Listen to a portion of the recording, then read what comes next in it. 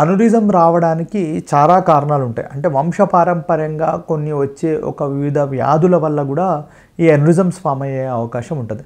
అంటే for example ఎహ్లర్స్ డాన్లోస్ syndrome అని, లేదా మార్ఫన్ సిండ్రోమ్ అని, అంటే జన్యుపరంగా కొన్ని రకాల వ్యాధులు ఉండడం వల్ల అవి రక్తనాళాలకు సోకడం వల్ల ఈ విధంగా రక్తనాళాలు ఉబ్బే అవకాశం ఉంటుంది.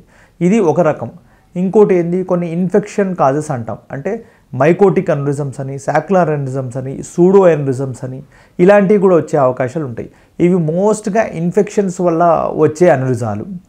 మళ్ళీ మీకు చెప్పినట్టు ఏ అనురిజంకైనా కానీ దాని ఉన్న లొకేషన్ బట్టి దానికి 2 రకాలుగా ఆపరేషన్ చేయవచ్చు. ఒకటి కోత ద్వారా ఆపరేషన్ చేయొచ్చు, 2 స్టంట్ ద్వారా కూడా ఈ అనురిజాన్స్కి ఆపరేషన్ చేసే అవకాశాలు ఉంటాయి.